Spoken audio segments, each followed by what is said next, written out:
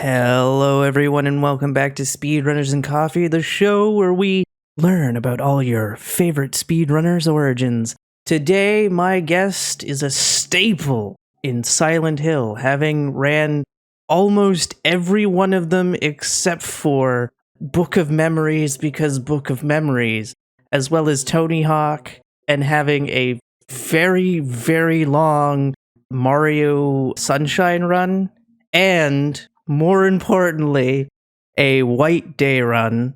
It's Tekkie. How are you doing today? I'm great. Gosh, even just the prep for this, it's been a trip down memory lane.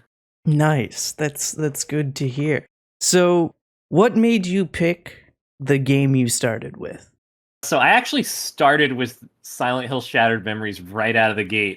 I picked it because no one else had a recorded time in it. It predates, speedrun.com by a long shot. There were people talking about it on Speed Demos Archive a little bit, but no one had actually done runs or anything. So I just sat down. I had to get into streaming. I went and bought a Dazzle and did the works, and yeah, I just hopped right in. I'm actually Nice. I'm actually pretty proud of that because I think the final time back when I was grinding it super early, it got pretty close. I think it was like the 120 range, which is like still kind of where it sits today. I think there's only 3 runs that are lower than 120, and they're like, high 119s to like low On 119. Yeah, on like better hardware, even slightly. I guess. I mean, you can only do It's PS2. I don't know. There's like I no think the PS3 PS. runs. I thought Punchies was. No, Punchy is PS2. I don't know which PS2 he plays his games on. I just know that it. I thought it was the PS2 version, like on a like a backwards compatible PS3 or something. No, I think he does PS2. I think, as far as I know, I think there's only. Yeah, there's only like one PS3 runner, and they are like 128, but haven't ran the game in 2 years. A lot of Wii runs, though, I've noticed. There's very few like PlayStation runs when it comes to the game. I'm running the PS2 Well, version, that's the and expensive version. apparently finding strats, as I'm being told, because Emma's like, "Oh, Abby's got strats now. We have ways to make this go lower," and I'm like, "Okay, all right." I was just doing things because it was like, well, if this happens, and I'm like, wait, this guy's not chasing me until I get to here. That's all I'm doing is avoiding getting ran at. Did you have an initial goal for the run when you started? Not super tight. I mean, coming in completely blind with no pre-established time, it's like, okay, you don't know how low it can possibly get, and even if you do get it to a certain goal, it's like, at any moment someone else could pick it up and be like, "Oh, I found a skip that's cuts the run in half." So I wasn't too worried about the time, but as it did approach like the 120 mark, that was kind of like the white whale for a while. Let's get it below that nice number, which I personally never did. Other people have, but yeah, that was like, it's like 120. It's like that's reasonable Silent Hill time. Like even by then, like, people were doing like Silent Hill 1 and 2 and 3 to an extent, and it was, an hour-ish. So just going in and knowing that it was kind of in the same ballpark, as opposed to like Downpour, for example, Yeah. where that was enough for me. Do you think you would go back to it at some point? Probably. I I don't know. I never committed to the Sony versions at all. I've thought about it, maybe sometime. I'm always so flippant with goals where it's like, now it's like I'm leaning more towards like Silent Hill 2 Enhanced Edition. Hmm. It's like that might be the future thing, but it's like there's so many options in the Silent Hill franchise to like go back to. It's like you just pick one at random at some point and be like, yeah, let's go back and do this for a while. What's your decision process for picking a game? I mean, I guess I've been really tied to the Silent Hill franchise, but that's all kind of, I'm a fan of it, so that's all there is to it. It's funny that you mentioned like the other runs from my profile, because those are all like, oh my god, going down through here. It's like, I did Tony Hawk Pro Skater a little bit just because it was like, it's a fun game from when you're a kid. It's like I'll record this awful time and submit it to the leaderboard, and it'll just be a fun thing to do for like a day or two. Spyro Year of the Dragon I actually took fairly seriously. That time is on my profile is like 62nd now. I think when I submitted it, it was either 10th or 11th on the leaderboards, which was like, a Google Doc, but back in the day. So yeah, it's really like, like, oh yeah, Obscure is on here. Like that was just a fun, like, spend a day or two to pick it up, learn it, toss a run out and just throw it on the leaderboards. It's awful, but it's fun, so it's whatever. Yoshi's Story, it's very dynamic and it's another like fun game from when I was younger. And it's also 16 minutes. That's the great thing is like if there's some game that's nostalgic from your youth and the speedrun is like 20 minutes or under, it's like you can just learn that in like an afternoon and just throw a run out and get on the leaderboards and you don't even have to ever think about it again if you don't want, but it's a fun thing to do. Is there a game you regret running or wish you had continued to learn? Oh my gosh, I wish I had like some kind of record of like my failed learning attempts. The only ones that I can think that I can remember learning but never submitting a run for are Rule of Rose and Galarians, both of Okay. which are great games. They're just really difficult. Rule of Rose, I think I died in the final like few minutes of like what's a 2.5 hour run. I was just like so done with it. I was like, I'm not touching this again for a while. It's like it's you're just slowly walking back and forth, and then there's all this awful combat, and it's kind of miserable. It's a fun casual thing. Speedrunning it's kind of terrible. Galarians, I think I just gave it one or two shots and then just kind of lost interest. There's like the disc swapping and like just a lot. There's some jank to the combat, and I was just like, I'm not going to commit to this enough to survive a run, so I'm just going to let it go for now. That's fair. Is there a game you're looking forward to running in the future? The only thing I have in my notes that I wrote down immediately was Silent Hill F. Okay. I don't know anything about it. I know just a tiny bit about the developers from their what is it, Resident Evil Reverse or whatever. I Okay, think it's yeah. the same company responsible for that. It's kind of weird because it's like it's not like a studio known for things. They're just like developers who are contracted to make random stuff. They don't have like they Yeah. don't seem to have like an identity to the way that like frictional games is like the Amnesia people and Bloobers the Layers of Fear people. So I'm curious how that's gonna go, but just aesthetically, I think it's gonna be enough that I'm gonna want to jump in and stick to that one. Okay. Not excited for Silent Hill 2, which is supposedly rumored to come out in September. Oh, that's a total lie. There was like someone the person who posted that. It's a screenshot of like an Australian like game Game store. store. It's like not like a chain or anything. Like a local like small tiny game store that just threw it up there. It's like no, I don't think that's an authentic source of information. I don't know. I'm so like worried about how playing that is going to be. Like I'm sure like everyone knows like Bloober knows how to do graphics. It's probably going to look great, but speedrunning is about actually playing it, and if Mhm. that part is not all there, then it's going to be a pain in the ass, and I don't know.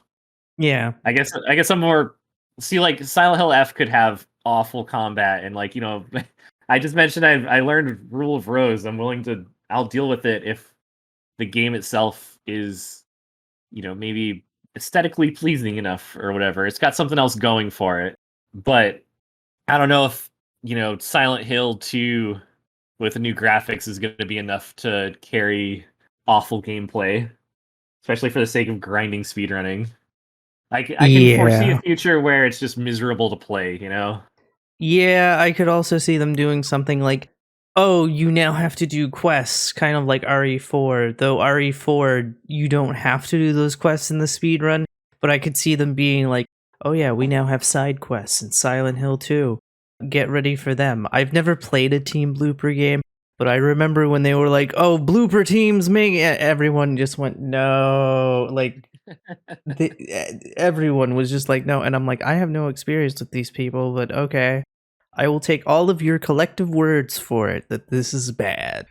That's a reasonable consideration too, is that if something is changed, like the side quests in RE4, the remake, I'm pretty sure actually changed like how the speedrun is compared to the original where it's like, if you go out of your way to shoot these 5 things that didn't exist in the original, then you get more money, and that lets you buy a thing that you need or whatever. So yeah, it's possible. That's a good point, because there might be new things in the Silent Hill 2 remake that change how the speedrun operates, and now you got to go, I don't know, do a fishing mini game to get money to unlock something that didn't exist in the original. Like, who knows? What is your opinion on IGT versus RTA? I have, man, I have within the Silent Hill series. I definitely have opinions, but as a general rule, it's like it's so nice when it works, just because dealing with hardware discrepancies is awful.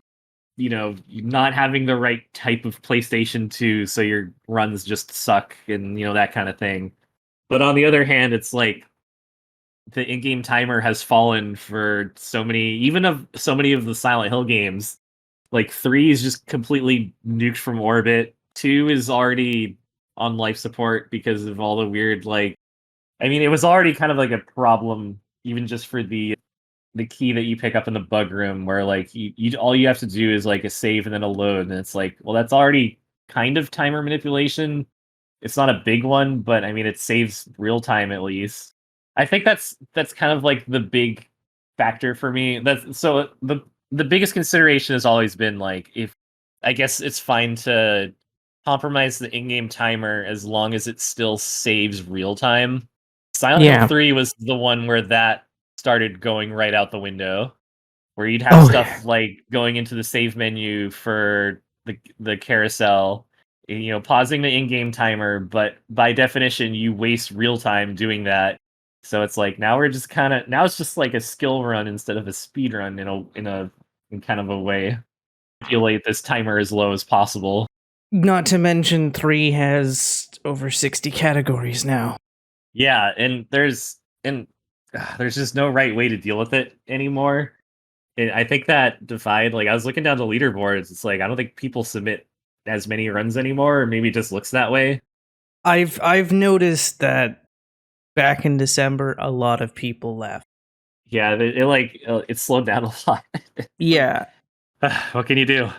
Even I was about to leave. I remember telling people on my stream, like December 14th, I'm retiring from this game. And then GDQ came a knocking, and I was like, okay, I guess I'm not leaving this game yet. Because it was like, I don't know. And then, I haven't left it since. And it's just kind of like that.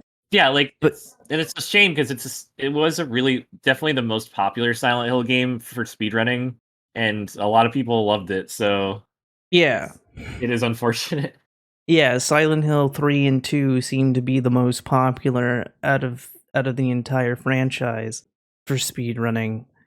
Though it seems like the entire franchise is kind of dead for speedruns at this point. Yeah, and I don't know if that's necessarily like people have just optimized everything to hell, and it's like until it's often the case where someone finds something fairly big, and then a bunch of people get back into it and then run it for a little bit, and then it simmers down again. Yeah. So I don't know. It is what it is. People are still playing it. It's just Yeah. not as competitive as it used to be, perhaps. Yeah. Everyone's biding their time until the new ones. Yeah, until the new ones. What do you do to not burn yourself out of speedruns? Oh, that's easy. Just well, stop. Do something else. I play tons of like co-op stuff with friends. I play random, I'll stream plenty of like one player just, grinding through random other games. I was trying out Prey recently, did a few indie games, played Wheel of Katamari. Yeah, it comes and goes. Like I'll have like a few months where I'm just focused on some new speedrunning idea, and then if not, then it's just like screw it, I'll just play other stuff, or even just replaying, those games casually. Like I don't see people who are like speedrun people do that enough. Like you never see like people who are grinding the top times. Like just sit down and just like walk through it and just really enjoy it, and not worry about the timer. Yeah. Go look at all the boxes that are scattered Yeah. around town, see if they say anything interesting on them. Go look at all the Yeah. set dressing. Maybe see the awful trees that look like fucking Ark on Nintendo Switch. Yeah, go look at all the fun stuff like that. What is a game that you love but would never run? Oh man, I was trying to think about that one because, like, I mean, there's tons of games that I love, but I do not run. I don't know if there's any that are like so like the speedrun's so bad that I would not learn it, even if it's something I really like. You know what I mean? Like I was thinking of like Katamari, where like I did learn some of the early levels for that, and then just kind of like simmered out. It's like I'm not gonna really learn this speedrun. Like I don't care that much about it. It's not that I think it's a bad run. It's like I just don't care about grinding it. You know, like I don't want to learn it to that specific like optimization. Yeah, that makes a lot of sense. Is there a skip that you wish was in a game that you run? Okay, my note says anything in Origins or Downpour because I think those are the ones that have the potential to cut a ton of time if even like one small thing were found.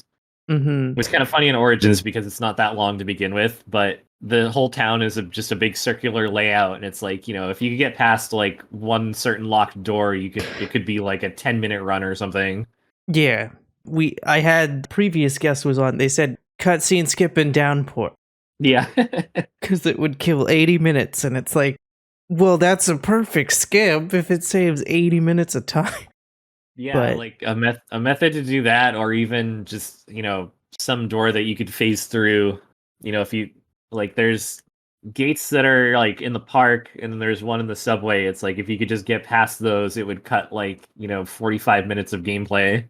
It's like the potential's there. It's gonna be, you know, we're not getting, you know, like Zelda levels of like tassers and, you know, testers for everything. So, yeah. you know, there could be something, but you never know.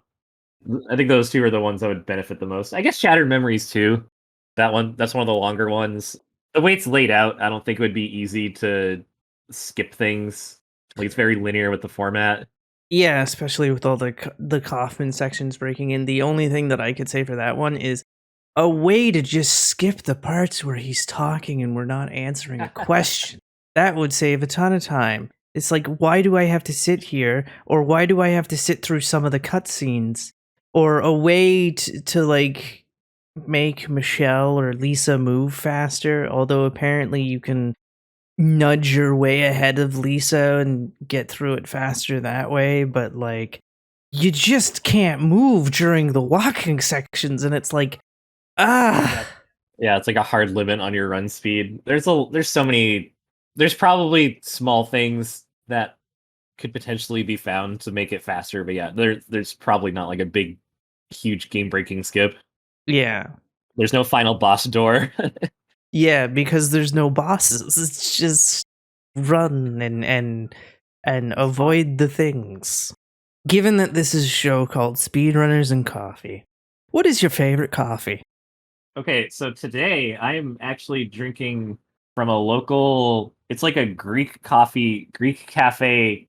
They call it a Lillian latte. It's basically like a lavender and I think vanilla coffee. It's an iced latte. It's really good. It's really sweet though.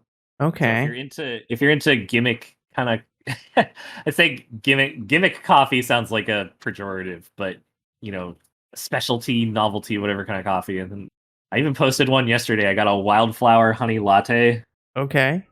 It's also very good. Again, I guess very sweet. But yeah, those are fun. I mean, that's a very like Bay Area, San Francisco thing. It's all these weird like oh my man, I even posted the rest of the menu from the place yesterday. They had blueberry something matcha, I can't read that. Spiced masala chai, golden turmeric latte, dulce de leche, and then chaga mushroom chai. So you know, those fancy artisan things are fun. You know, it's kind of like if you ever go to like breweries and such, you always you want to see what the weird stuff is on their menu. That's always fun. I remember seeing this post, and I remember seeing the mushroom chai, and I'm like, oh wow, I'm allergic to that one. And it's blueberry rubios. That's more of a tea thing, because it's type of tea. I have a giant like specialty tea store in Canada. There's one like a 9-minute walk away from me where they have like hundreds of different types of tea, and it's like Oh there's yeah. chai tea, black tea, white tea, matcha tea, Rubios, which Rubius is there's no caffeine in it.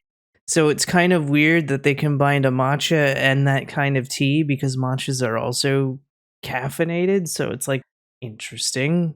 But I guess it's to like add a certain flavor kind of thing. Yeah, more for the flavor. Yeah, I'd never heard of it, but yeah, it's a good call. But yeah, so like the oh, that's another one. There's a farmer's market in my town, and they have a little coffee thing. And what's the thing I usually get? It's like a banana something latte. It's like Okay. yeah, it sounds weird, but it's actually super good. I've never Um, had a banana I'd like banana the banana the the coffee. the only thing that I've ever had banana in is like a fruit smoothie. I've never had it in a tea or a coffee. So it's always kind of interesting cuz in your head you're like would that work in a in like a tea or like a warm beverage question mark? Cuz it's always just like what would work in a warm beverage and what would not work. And then there's always those things that can work as both and you're like, "Oh, okay." Figure that stuff out. They're good at it. But yeah, also I was gonna say just for non fancy artisanal experimental coffee, Phil's is really good. Pete's is really good. I'm surrounded by Starbucks, so sometimes I'll pop in because it's convenient. But yeah, any basic stuff. I'm much more into cold brew and like iced coffee. My Starbucks drink of choice as of late has been a strawberry matcha, and it's got oat milk in it. It's got real strawberries in it, and it's got strawberry syrup in it. Not a coffee at all. I've been going for teas, whereas before they've released this matcha, I don't even know if it's a limited time thing. I usually go for like one of the chocolate drinks because I'm just like, yeah, this is good because I'm not a huge fan of like hot coffees. I'm more of a fan of cold coffees because they just taste better. And maybe it's the chocolate, maybe it's the all the stuff they put in it. But for some reason, nobody can replicate these things in hot coffees, and I don't know why. Yeah, something that I've gotten into specifically for Starbucks is their blank whatever flavored cream, the little like the foamy cream that they put on top. They had Okay. a they had a chocolate oat milk one that was really good and also I think like pretty low calorie. So it's not like super sweet, but it's like just enough flavor to kind of cut the bitterness. And they have tons of other gimmick ones, with vanilla, mint, whatever, like Yeah. the foam for the cold brews. Those are all pretty good. There's one that was like an almond sugar cookie like foam cold brew, and it was like pretty low calorie and still really good. Like it's sweet and like just enough where it's not like not like frappuccino sweet. Okay. I know at Christmas time they do like a Christmas blend, and they also Yeah, have those are really like good. fancy like candy cane like flavored stuff, and it's like Oh yeah, okay, that's cool. anything with mint in it is I'm a huge fan. Okay. Phil's has mint mojito coffee, and it's like coffee, ice, and then ton of mint leaves. But Okay. it's really good. Yeah, we don't have that here. Basically in Canada for our chained coffee, we have Tim Hortons, which is gutter trash, Starbucks, and Second Cup. Those are the three. There might be Oh, other second cup. ones. I've never heard of that one. Second Cup was really good. But I never like got coffee from them. If I'm going to them, it's to get a frozen hot chocolate, is what they call it. Oh hell yeah! Oh, those are good. Yeah, Tim Hortons, like I said, it's fucking trash. But the one thing they have over Starbucks is the food. However, Starbucks has a pretty bitchin' grilled cheese sandwich, I will admit. But in terms of food, like, because they got donuts, they've got like sandwiches and stuff, whereas Starbucks, they don't really seem to have anything other than this bomb grilled cheese sandwich. And I was like, yes.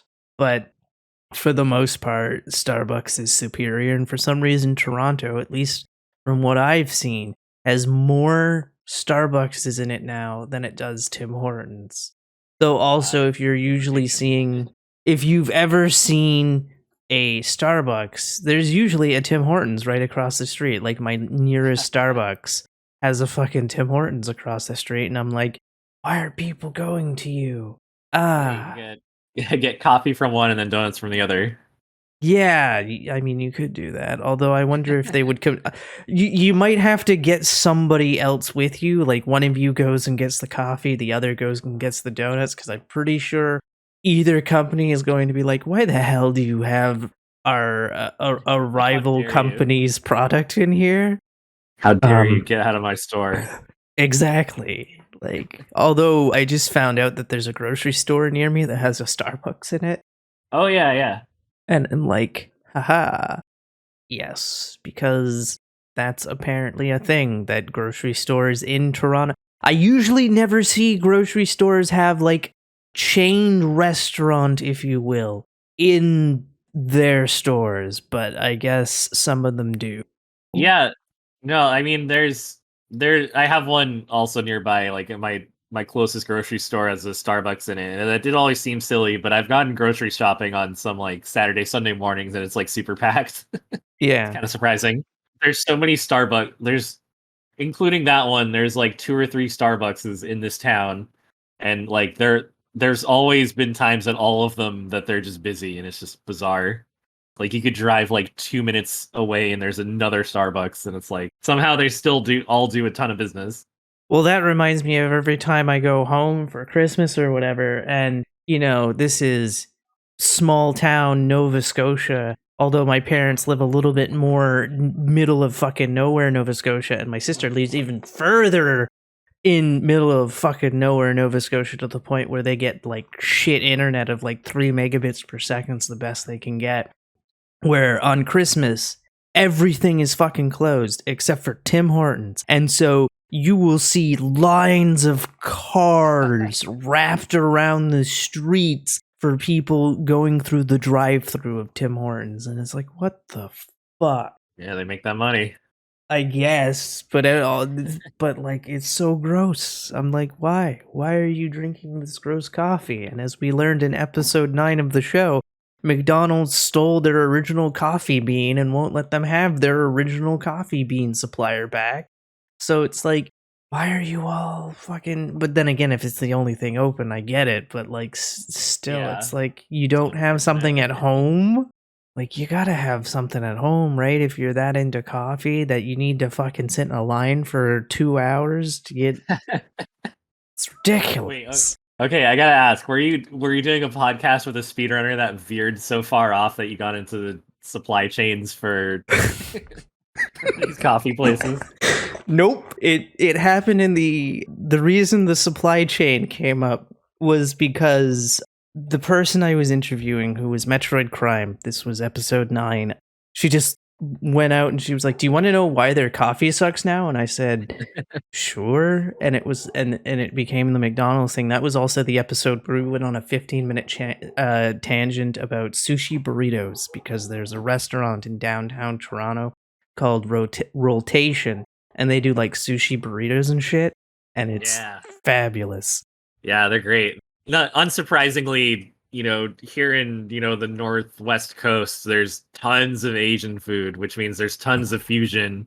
So like food trucks and stuff, you'll see like so many weird little creative like ways to do like Asian fusion.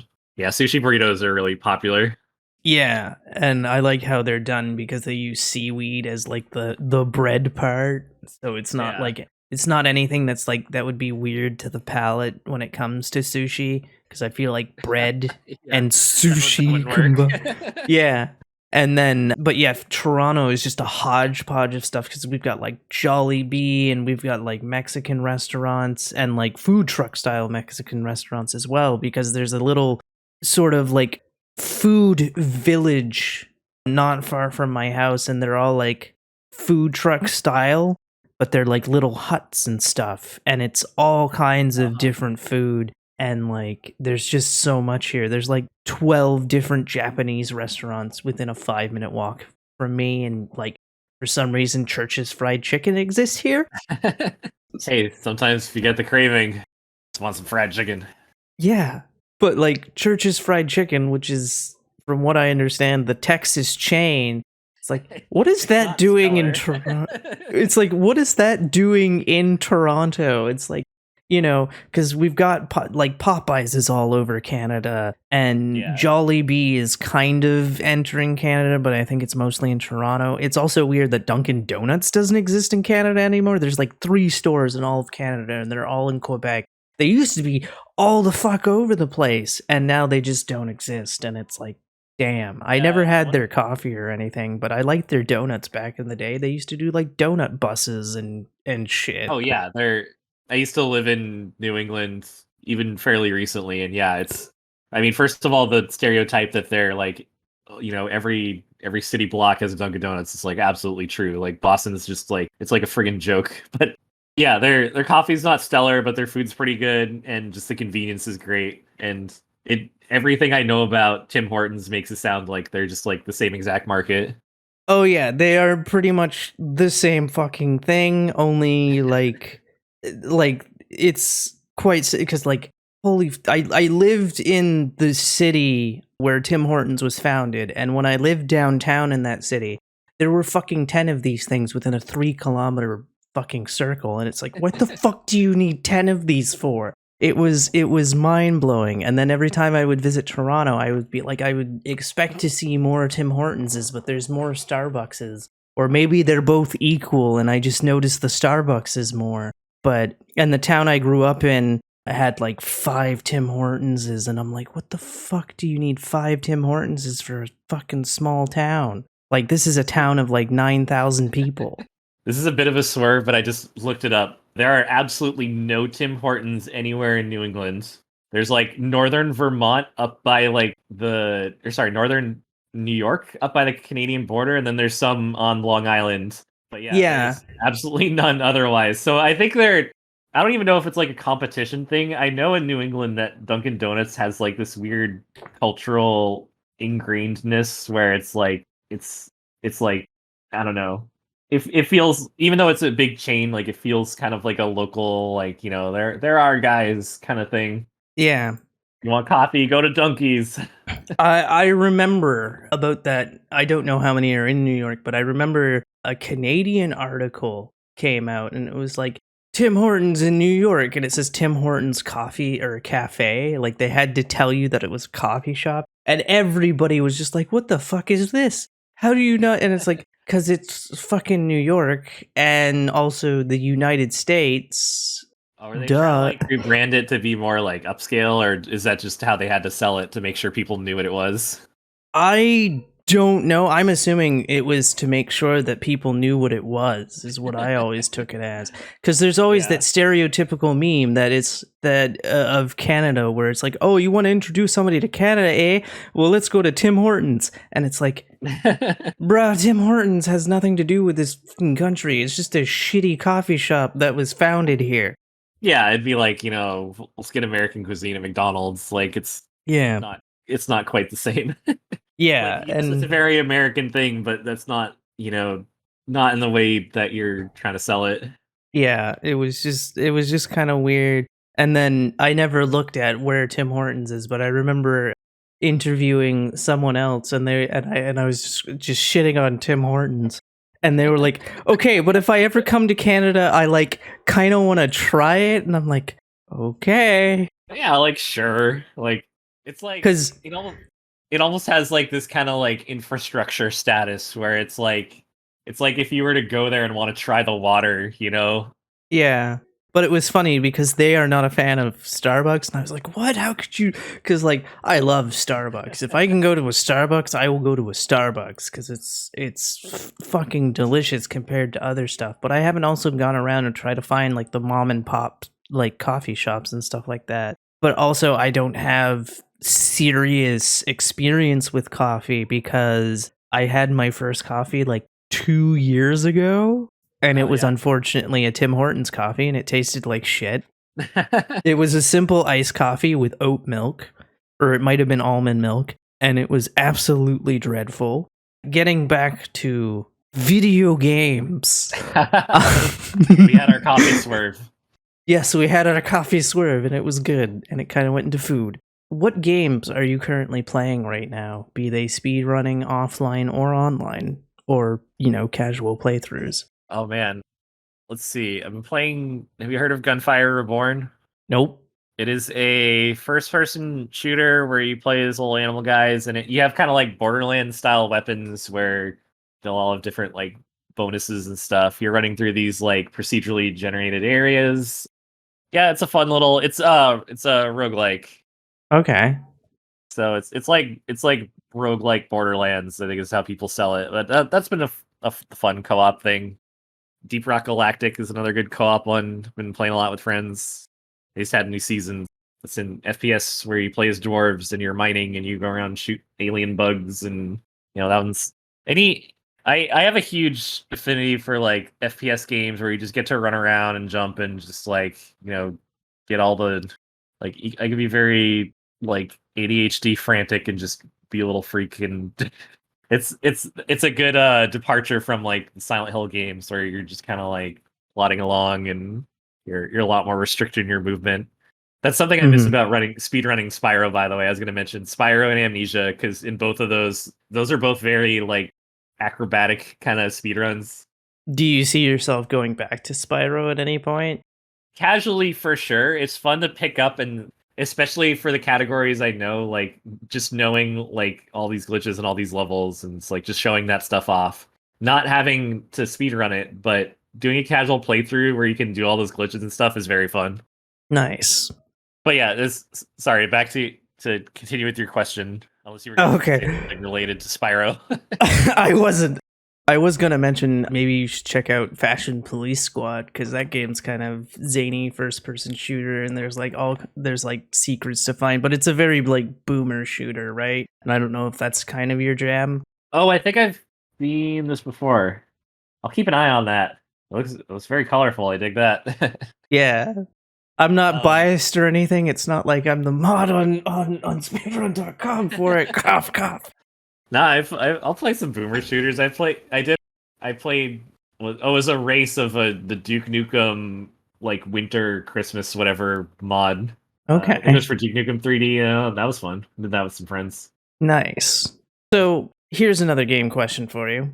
If you could create a game from an entirely different genre and add it to your favorite series, what genre of game would you add? Oh, yeah. I speaking of Amnesia, I just wrote down Amnesia style FPS in the Silent Hill series. I would be so down. Just being Okay. able to, I don't know. Amnesia was so fun because you can run and jump, and a lot of the speedrun tech is like clipping through walls and like wall boosts and stuff. It is really like acrobatic with what you do during the run. There's no guns, but I mean, if you were doing Silent Hill, sure, have a pistol or whatever. But just being able to like run around and really be like dynamic with your movement, that would be pretty cool. Okay. Where do you see yourself in 5 years' time, speedrun wise? Hopefully, speedrunning Silent Hill F. I don't know. It's become such a casual hobby that like I'll just get bored and be like, here I'll set a new goal. Try to beat this game on this difficulty. I'll run this for a little bit. Um, Okay. I'm sure I'll be picking up something else at some point. Just on the spot, be like, yeah, my Silent Hill one time sucks in this category. Maybe I'll play that for a bit just to have something to focus on. Okay. But Have you checked out the new Amnesia game, by the way? yeah, the bunker. Okay, so I was really hesitant after Rebirth because I wasn't a fan at all. But the reception for Bunker has been really good, so I think I'm gonna get on that one sooner rather than later. Okay. And the speedrun's also busted. I'm not gonna pick it up, but I'm definitely gonna be watching people play it. Yeah, I think like isn't it like down to like a minute or something like that at Yeah, this point? yep. Yeah, any percent is like under 2 minutes for sure. But yeah, I guess I mean we're in the like 5 years from now, presumably all of these things that have been announced will be out. So it's like there's a lot of like there anything could happen. We're not in the Wild West yet, but we are on the cusp. All kinds of crazy Yeah. stuff's gonna happen. At least we can hope that in the next 5 years they're all out. Because I think what did it take Cyberpunk like 8 years to come out or something like that? Oh yeah, hopefully nothing like that. But I mean, I guess there's they're not as ambitious. So hopefully, Yeah. I mean, it's like Silent Hill Townfall by No Code. It's probably having played like I just played Stories Untold, and you get the vibe. It's like okay, you just kind of like you're looking at things and doing these little puzzles. It's not really super production complicated. So it's not like Ubisoft open world with 20 million side quests. It should be fine. Yeah.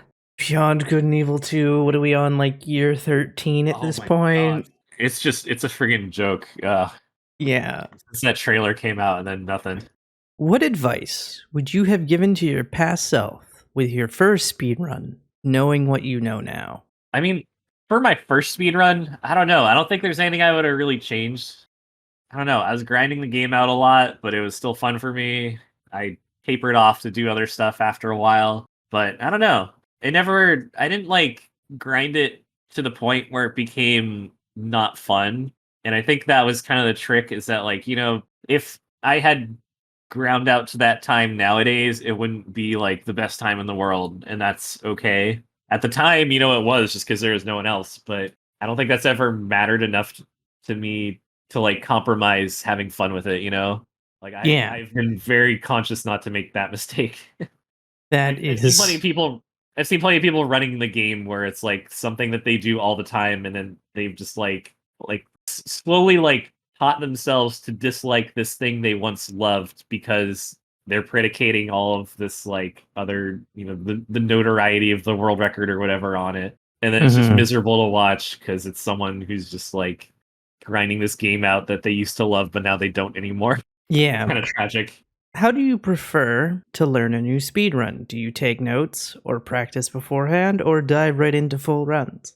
Oh yeah, I've always had, not always, but like I've had a consistent methodology where like when I was learning Silent Hill games, I'd like sit down and if I had a run to reference, then like step by step through it, taking notes. Like one line is just like go to this room, pick up this item, go to this other room, yada yada. Just watch the whole thing, take notes on all of it, and then once you're done, you know you have kind of like a familiarity with all of what you're going to be experiencing, and you also have notes to refer back to.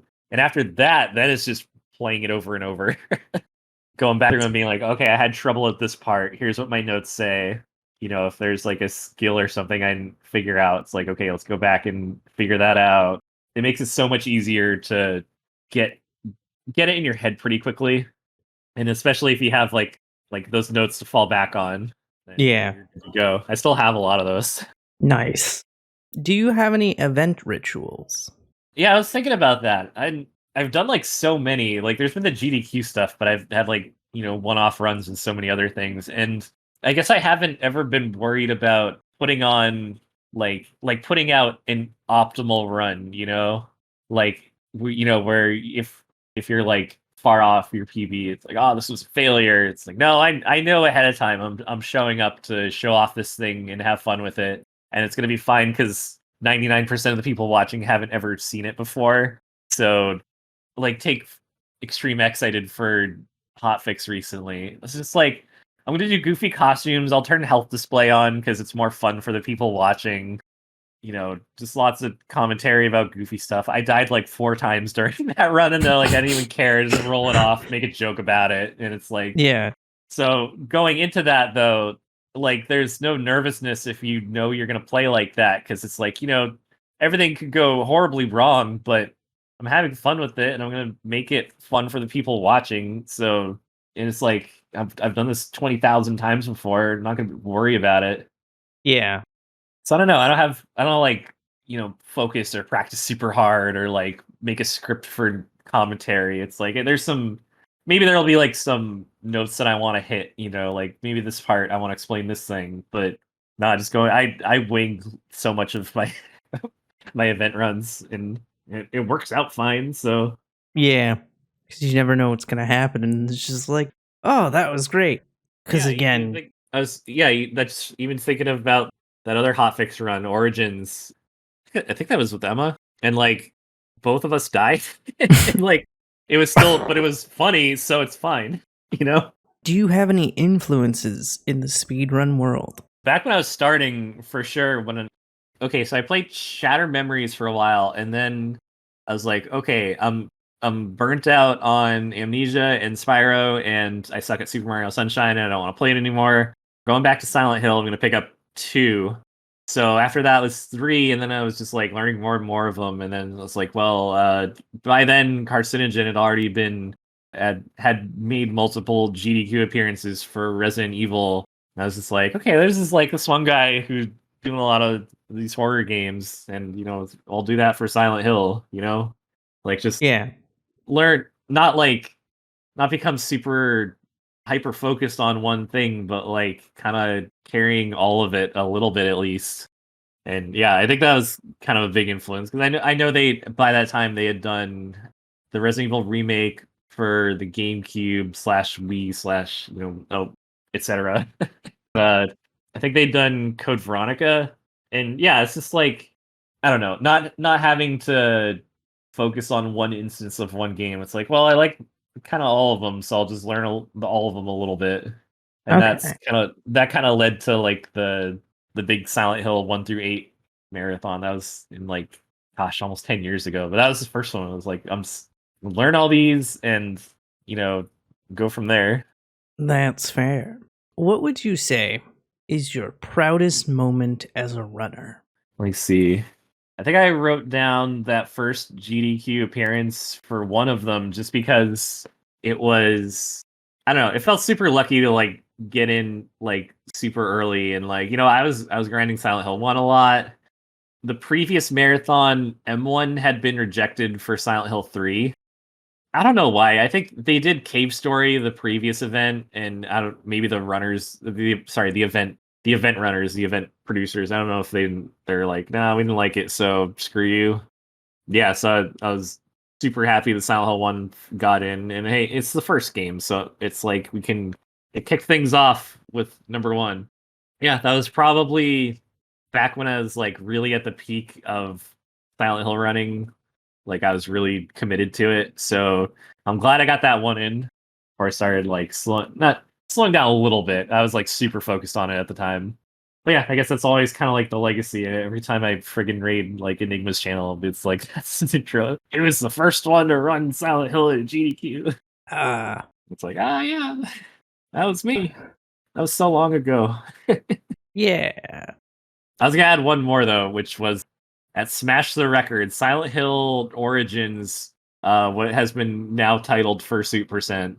For just a little bit of context, Smash the Record was this insane. Like, are you familiar with it at all? No.